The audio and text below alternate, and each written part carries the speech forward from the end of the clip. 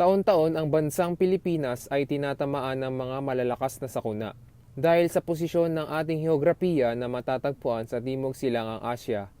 Ang mga sakuna tulad ng bagyo, baha, tsunami, lindol, pagguho ng lupa at pagsabog ng bulkan ay nauugnay sa aktibidad ng kontinente na matatagpuan sa Pacific Ring of Fire. Taon-taon, humigit kumulang 80 bagyo ang bumubuo sa silangang karagatan ng Pasipiko, kung saan 19 ang pumapasok sa rehiyon ng Pilipinas at 6 hanggang 9 ang naglalandfall. Ayon ito sa datos ng Joint Typhoon Warning Center. Ano ba ang ginagawa o plano ng ating gobyerno kapag may ganitong kalamidad na tumama sa ating bansa? Kaya't ang ating gobyerno ay gumawa ng isang ahensya na NDRRMC o National Disaster Risk Reduction and Management Council ay isang ahensya na inatasan na maganda at tumugon sa mga natural na kalamidad tulad ng bagyo at lindol. Disaster preparedness, kung itatranslate natin sa mas maintindihan ng common na tao, ito ay yung kahandaan sa sakuna. Maraming klase ng sakuna, pero ang may measure natin is yung preparedness level o yung kahandaan natin. Siguro mag-focus tayo ngayon sa pinaka-disastrous, yung earthquake or yung lindol. So, we'll be discussing kung ano yung disaster preparedness natin as a whole siguro, as a nation. Himayin natin yung sa barangay level, sa discussion natin ngayon. So with the creation of National Disaster Risk Reduction Management Office, meron na ngayon tayong representative niya sa bawat barangay. Ito yung tinatawag ng Barangay DRRMO. Ito yung sa local side ng stakeholders natin. Dahil sa importante ito, kinaskade na rin to hanggang sa level ng mga schools. Pag sinabing schools, be it private and public, merong direktibang DepEd na dapat merong School Disaster Risk Reduction Management Office. So mahalaga to. Bakit? Dahil ang primary objective naman natin, maiwasan natin na during disaster sa panahon ng sakuna, magkakaroon ng pagbubuwis ng buhay. Sabi nga nila, common na sinasabi objective to save lives and properties.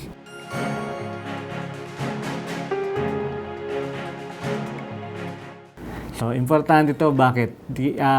Binigyan jurisdiction ng national government at lahat ng local government ng barangay na sila ang maging responsable sa bawat community nila in terms of disaster preparedness. Kaya meron yan yung creation, may batas yan creation ng Barangay Disaster Risk Reduction Management Office. Kesa yung wala ka-identified na assembly o evacuation area in times of emergency.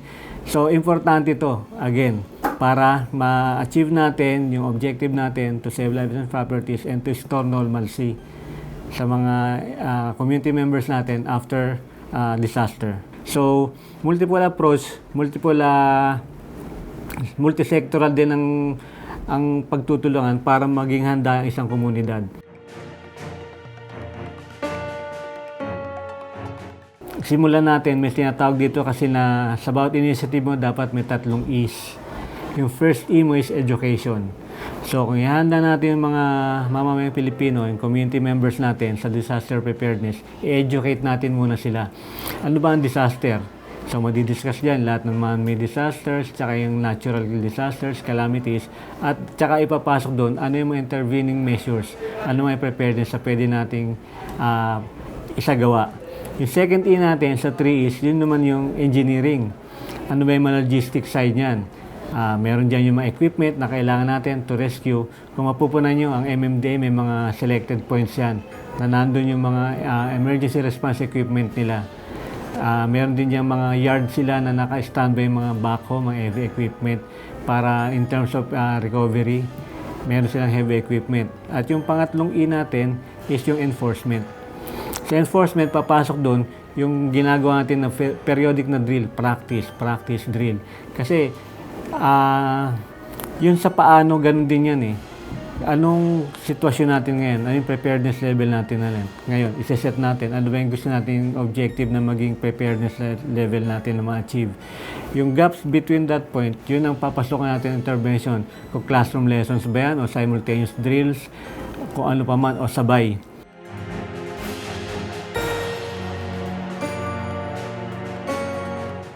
Simulan natin sa typhoon, I could say, handa tayo. Mas mataas ang preparedness level natin because of the unfortunate experiences natin before. So, nagkaroon sila ng model. Nakuha nila kung pag ganito yung intensity. Ang maganda sa typhoon na forecast eh. So, yung preparedness level mo, so may category nga sila kung anong alert level eh.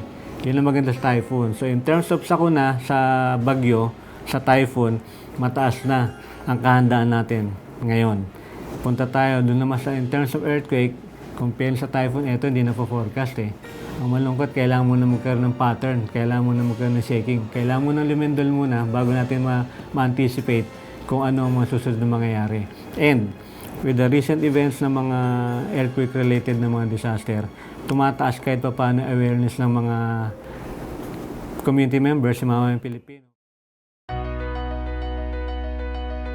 Maging sa inyong tirahan, kapitbahay, paaralan, lugar ng iyong pinagtatrabahuan, ang iyong simpleng pagkilos upang may handa ang iyong sarili at ang iyong pamilya ay nakakatulong patibayin at gawin mas ligtas ang ating komunidad.